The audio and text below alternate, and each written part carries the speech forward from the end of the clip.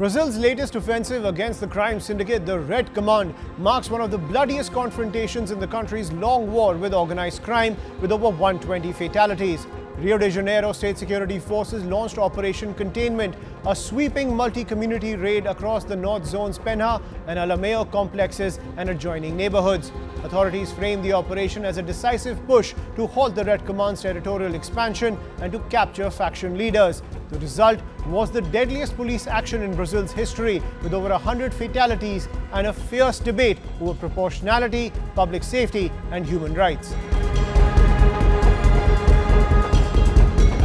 The state government described Operation Containment as the largest initiative against the Red Command, mobilizing thousands of personnel to execute hundreds of warrants across more than 24 communities. Reports from Rio and Brasilia indicate that around 2,500 agents were deployed at the height of the action, focusing on strongholds long associated with the Red Command's drug and arms trafficking operations. By the evening of October 29th, reports emerged of over 120 deaths, including police officers, placing the operation among the deadliest ever in Brazil. The Red Command is Rio's oldest and most emblematic criminal organizations, born in the late 1970s out of prison alliances and later supercharged by the cocaine trade. It is a formidable national syndicate with an estimated 30,000 members operating in roughly 20 states, with supply chains and safe havens extending into neighboring countries. The group is locked in persistent conflicts with rival gangs and in recent years has intensified a fight for Amazonian trafficking routes, a shift that has bled violence from the urban favelas into remote borderlands.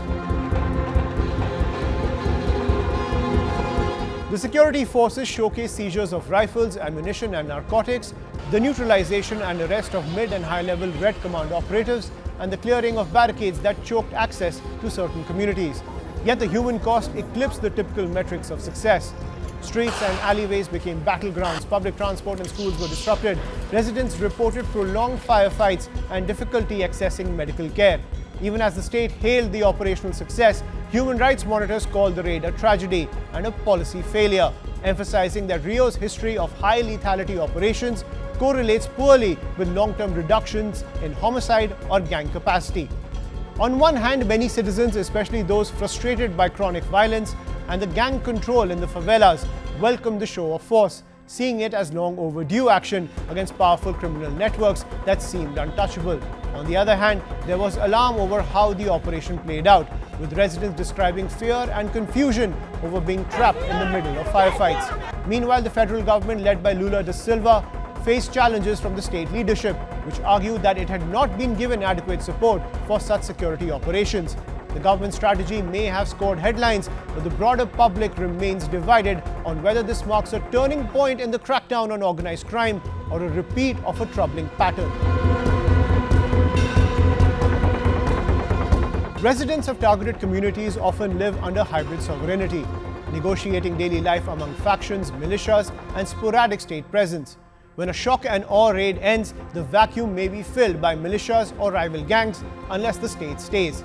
Absent that, the Red Command and rivals can return, sometimes more violent but rarely gone. Operation Containment was conceived as a decisive strike against the Red Command's power in Rio, and by raw numbers, it delivered unprecedented force.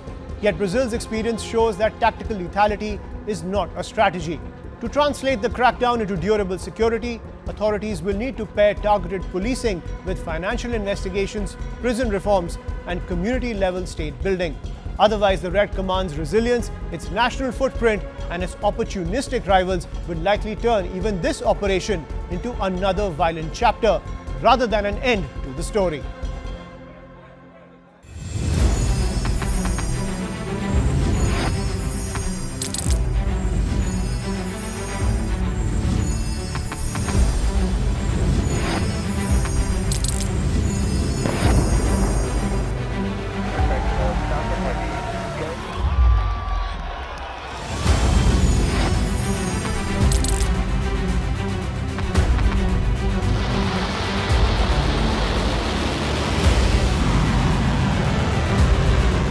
Been fighting so long and so hard that they don't know what the they're doing.